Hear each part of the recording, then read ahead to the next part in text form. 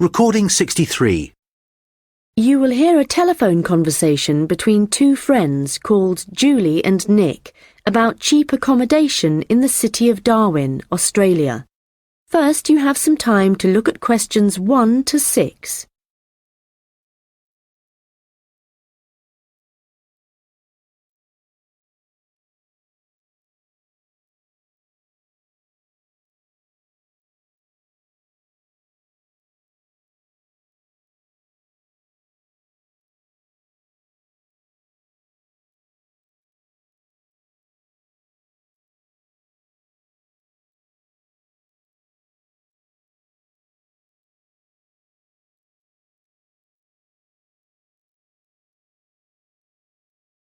Hi Nick, it's Julie. Have you managed to find any information about accommodation in Darwin? Hi, I was just going to call you. I found some on the internet. There are quite a few hostels for backpackers there. The first possibility I found was a hostel called Top End Backpackers. Okay. It's pretty cheap. You can get a bed in a dormitory for $19 per person. Private rooms cost a bit more, but we'll be okay in dormitories, won't we? Sure. So, that hostel has parking, though that doesn't really matter to us, as we'll be using public transport. Yeah. Are there any reviews on the website from people who have been there? Well, yes. They aren't all that good, though. Some people said they didn't like the staff. They had an unfriendly attitude. That's quite unusual in a hostel. Usually all the staff are really welcoming. That's what I thought. People said they liked the pool and the fact that the rooms had air conditioning. But the problem with that was that it was very noisy, so they were kept awake. But it was too hot if they turned it off, so they had to put up with it. Someone told me there's another hostel called Gumtree something. Gumtree Lodge. It costs a bit more, $45 a person. What? Oh, no, that's for private rooms. It's $23.50 for the dorms. That's more like it. It looks to be in quite a good location. A bit out of town and quiet, but with good transport and quite near a beach. Has it got a pool? Yes, and its own gardens. The reviews for that one are mostly okay, except for one person who said they couldn't sleep because there were insects flying around in the dormitories. Not for me then. And I'd rather be somewhere central, really. Right. There's a place called Kangaroo Lodge. They've got dorms at $22, and it's downtown, near all the restaurants and clubs and everything. So that should suit you. And it doesn't close at night. So there's always someone on reception? That sounds good. The only criticism I saw was that the rooms were a bit messy and untidy, because people just left their clothes and stuff all over the beds and the floor. Don't hostels usually have lockers in the bedrooms, where you can leave your stuff? Yeah, they do usually, but apparently they don't here. Still, hostels are never particularly tidy places, so that doesn't bother me. And the same person said that the standard of cleanliness was pretty good, and especially the bathrooms. They were excellent as far as that went. Right. Yeah, I reckon Kangaroo Lodge sounds the best. Me too.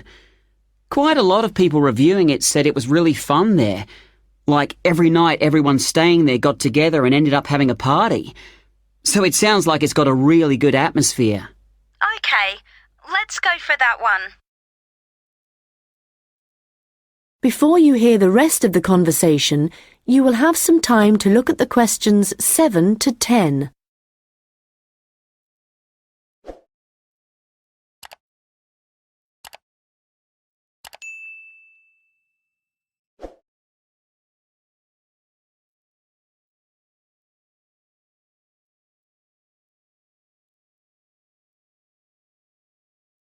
Now listen and answer questions 7 to 10. Did you get the address of Kangaroo Lodge? Yes, it's on Shadforth Lane. Can you spell that? Shadforth.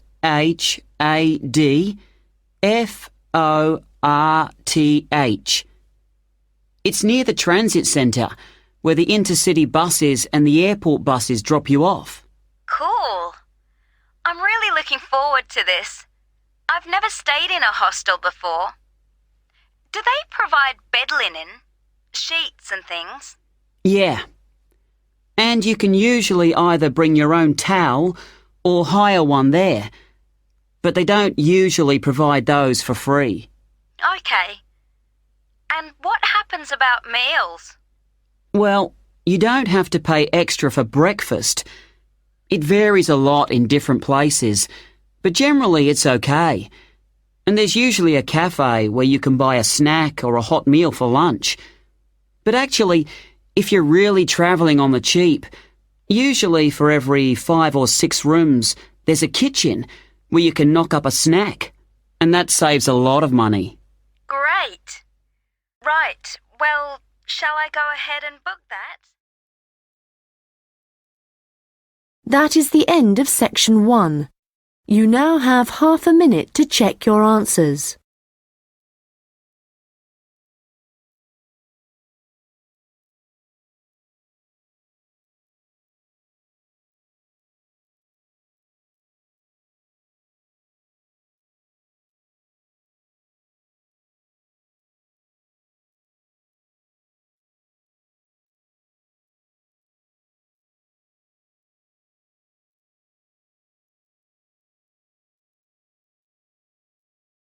Now turn to section 2.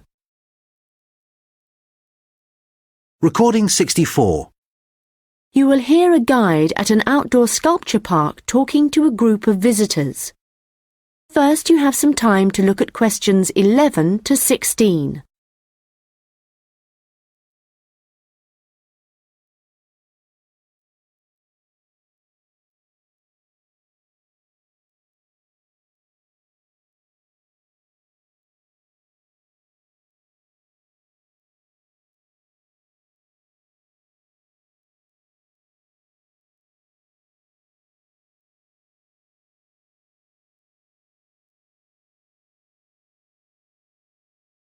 Hello everyone and welcome to the Anglia Sculpture Park. Right, well, the idea behind the sculpture park is that it's a place where works of art, such as large sculptures and carvings, can be displayed out of doors in a natural setting. As you'll have noticed when you drove here, most of the land around the park is farmland. The park itself belonged to a family called the De Quinces, who had made a lot of money from manufacturing farm machinery and who also owned substantial stretches of forest land to the north of the park. They built a house in the centre of the park, not far from where we're standing now, but this burnt down in 1980 and the De Quinces then sold the land. The Anglia Sculpture Park isn't the only one in the country. Several of the London parks sometimes display contemporary sculptures, and there are a couple of other permanent sculpture parks in England. But we're unique in that some of our sculptures were actually created for the sites they occupy here, and we also show sculptures by a wider range of artists than anywhere else in the country. For example, at present we have an exhibition by Joe Tremaine of what he calls burnt sculptures. These are wood and stone sculptures that he's carved and marked with fire to illustrate the ferocity and intensity of the forces that have shaped our planet over millions of years. They look really dramatic in this rural setting. To see some of the sculptures, you'll need to follow the path alongside the lower lake. We had to renovate this after the lake overflowed its banks a couple of months ago and flooded the area. The water level's back to normal now, and you shouldn't have any trouble. The path's very level underfoot. You should be back at the visitor centre at about 4 o'clock. If you have time, it's worth taking a look at the centre itself. It's not possible to go upstairs at present, as builders are working there adding another floor, but the rest's well worth seeing. The architect was Guy King. He was actually born in this part of England, but he recently designed a museum in Canada that won a prize for innovation in public buildings. If you want to get something to eat when you get back, like a snack or a sandwich, the terrace room is currently closed, but you can go to the kiosk and buy something, then sit on one of the chairs overlooking the lower lake and enjoy the view as you're eating. Before you hear the rest of the conversation, you will have some time to look at the questions 17 to 20.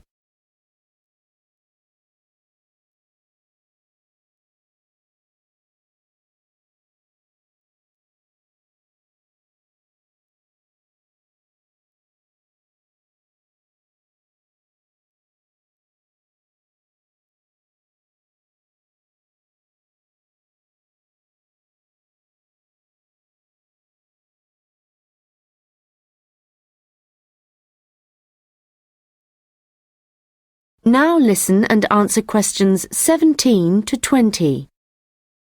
Now, let me just tell you a bit about what you can see in the sculpture park. If you look at your map, you'll see the visitor centre, where we are now, at the bottom, just by the entrance. Since we only have an hour, you might not be able to get right around the park, but you can choose to visit some of the highlights. You might like to take a look at the Joe Tremaine sculptures, which are displayed on this side of the upper lake, just behind the education centre and near the bridge. They're really impressive, but please remember not to let your children climb on them. One of our most popular exhibitions is the Giorgio Catalucci bird sculptures. They're just across the bridge on the north side of the lower lake. I love the way they're scattered around in the long grass beside the lake, looking as if they're just about to take to their wings. You could also go to the garden gallery. It's on this side of the upper lake. From the visitor centre, you go to the education centre, then keep on along the path and you'll see it on your right. There's an exhibition of animal carvings there which is well worth a look. We also have the Longhouse. That's quite a walk. From here, you go to the bridge and then turn left on the other side. Soon you'll see a winding pathway going up towards the northern boundary of the park. Go up there and you'll find it at the top. They have some abstract metal sculptures that are well worth seeing if you have time. OK, well, now, if you... That is the end of section 2. You now have half a minute to check your answers.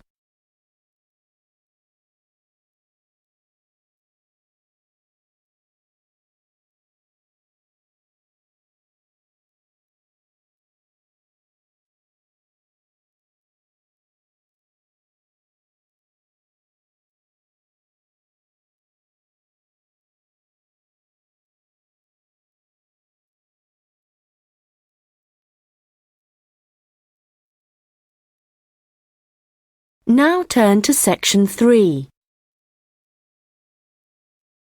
Recording 65. You will hear a first-year marketing student called Leo talking to a second-year student called Anna about his marketing report. First, you have some time to look at questions 21 to 26.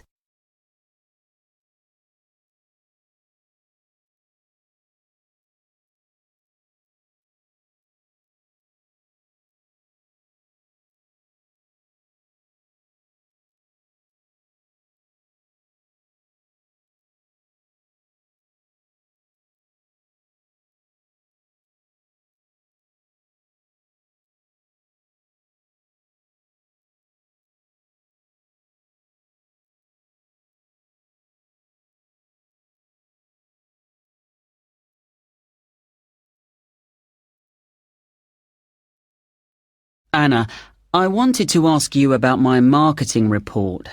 I'm not sure about it. That's okay, Leo. So what do you have to do? Choose a product or service, then compare two organisations that produce it. I'm doing instant coffee. But haven't you got a weekend job in a clothing store? Why didn't you choose clothing? That was my first thought, because I thought it'd give me some practical examples. But when I searched for men's clothing on the internet, there were hardly any articles. So then I looked for coffee, and I found there were tons. Yeah, there are so many brands on the market now. Okay, so how much have you actually written? I've done part 1 on economic and technological factors. I found some good data on technological changes, how in Australia fewer people are buying instant coffee because of cheap coffee percolators that they can use to make real coffee at home. But there's also a movement away from drinking coffee. Switching to things like herbal teas instead because they think it's healthier. But that's not really to do with technology. It's more cultural. Anyway, for part 2, I'm comparing two instant coffee companies, Coffee Now and Schaffers, and I've made this table of products. Right. Let's see. So you've got the brand names and prices and selling size and descriptions. Okay, the table looks good. You'll get marks for research there. Where will it go? In the section on the marketing mix, under product. Not in the appendix? No. Okay, but it's too factual on its own. You need to add some comment in that section about the implications of the figures. Right. I'll do that. Now, I want to say that I think that Schaffers is more of a follower than a leader in the coffee industry. Now, I'm putting that in the section on market share. Does that seem okay? Let's see. So, you've begun by explaining what market share is. That's important. But you've got to be careful how you give that opinion. Do you think it should go in another section? Well, it's fine where it is, but you've got to back it up with some data, or they'll say your report lacks weight. Okay. One thing I'm worried about is finding anything original to say. Well, since this is your first marketing report, you're not expected to go out and do interviews and things to collect your own data. You're just using published data. So the analysis you do might not throw up anything that people didn't know before. But the focus is more on how you handle the data. I mean, you might take something like a graph of sales directly from a website, but what makes your work original is the perspective you provide by your interpretation of it. Oh. You know, it's all so different from business studies assignments at school. It's really surprised me. What? How much research you have to do? I expected that. It's more, I knew exactly what I had to do to get a good grade at school. And I knew I'd be expected to go more deeply into things here. But I haven't got information on how the lecturer is going to grade my work, what he's looking for.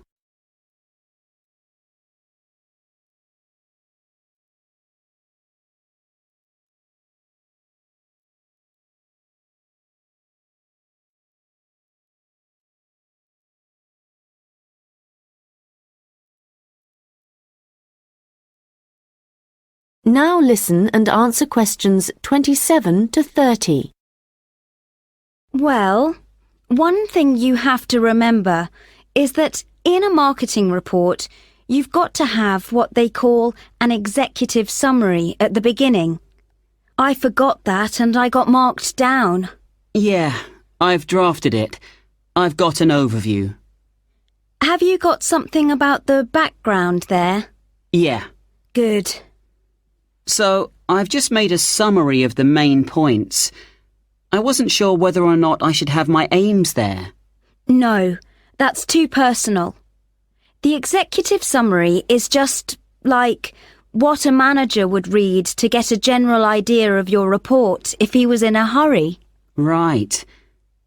Then I'm okay for the first main part, all of the macro environment stuff. But it's when I get onto the problems section. I've listed all the problems that Coffee Now and Shaffers are facing. But then what? Well, you have to prioritise. So indicate the main problems, and then you analyse each one by connecting it with a theory. That's where your reading comes in. Okay. Have you done your implementation section yet? I've thought about it. So that's where I write about what could be done about the problems. Yes. And it's got to be practical, so don't forget to specify things like who would be involved, and the cost, and the order that things would be done in. Right. Well, that shouldn't take long. You'd be surprised.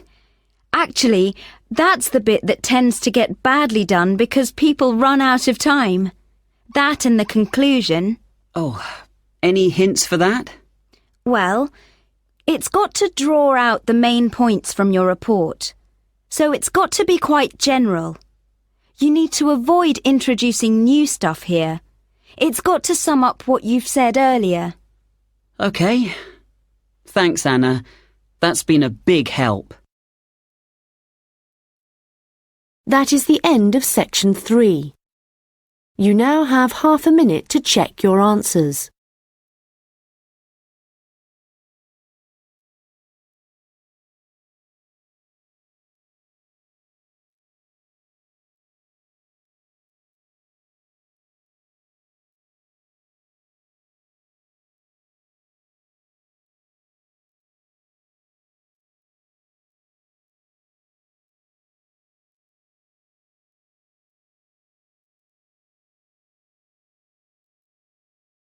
Now turn to section 4. Recording 66. You will hear part of a lecture about the history of fireworks in Europe. First, you have some time to look at questions 31 to 40.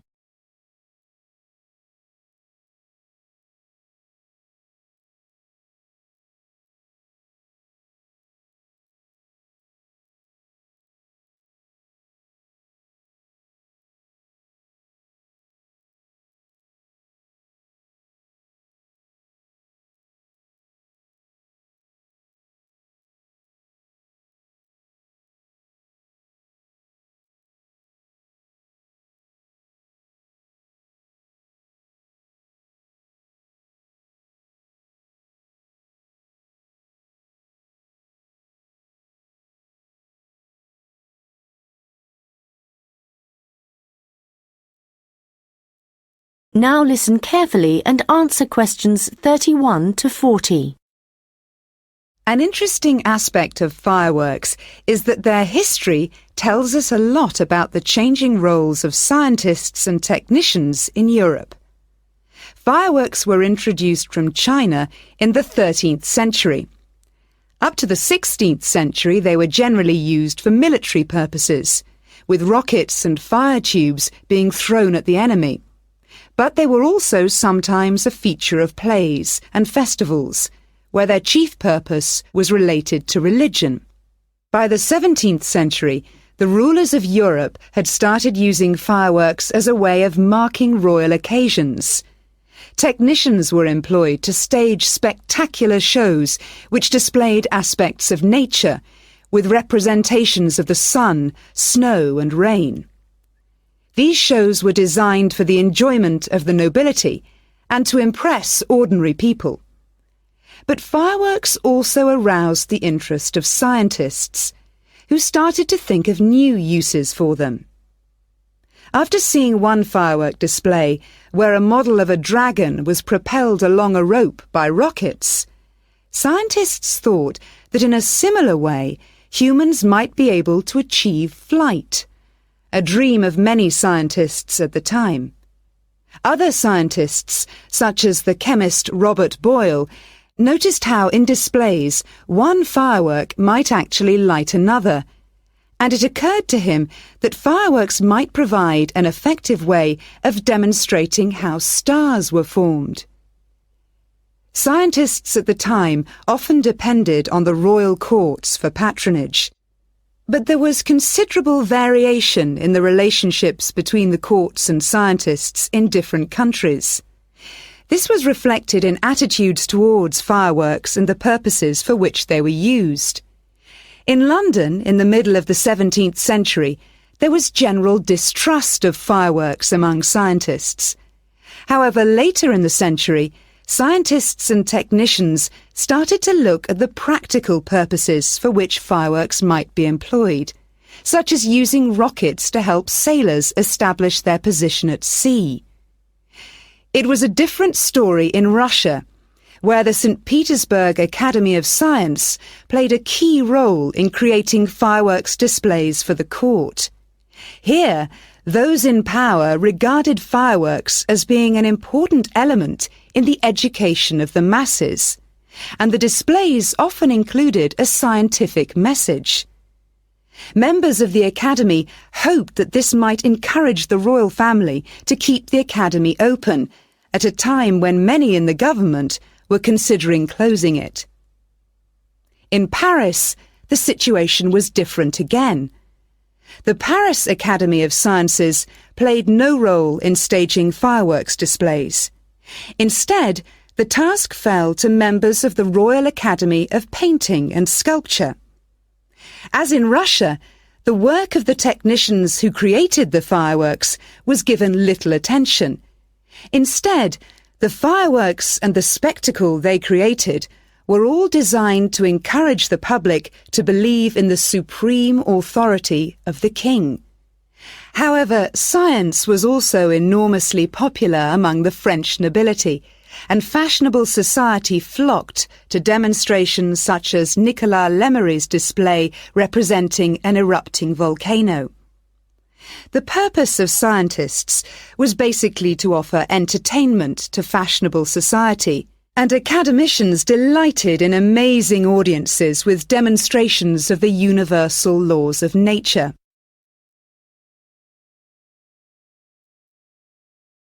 In the course of the 18th century, the circulation of skills and technical exchange led to further developments. Fireworks specialists from Italy began to travel around Europe, staging displays for many of the European courts. The architect and stage designer Giovanni Servandoni composed grand displays in Paris, featuring colourfully painted temples and triumphal arches. A fireworks display staged by Servandoni would be structured in the same way as an opera, and was even divided into separate acts. Italian fireworks specialists were also invited to perform in London, St. Petersburg, and Moscow. As these specialists circulated around Europe, they sought to exploit the appeal of fireworks for a wider audience, including the growing middle classes. As in the previous century, fireworks provided resources for demonstrating scientific laws and theories, as well as new discoveries, and displays now showed a fascinated public the curious phenomenon of electricity. By the mid-18th century, fireworks were being sold for private consumption. So the history of fireworks shows us the diverse relationships which existed between scientists, technicians, and the rest of society.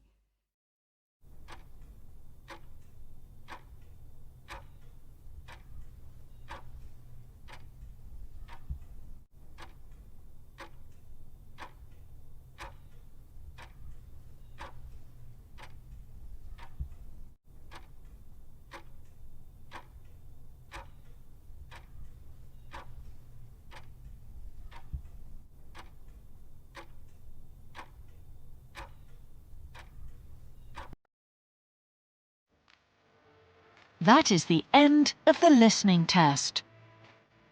In the IELTS test, you would now have 10 minutes to transfer your answers to the answer sheet.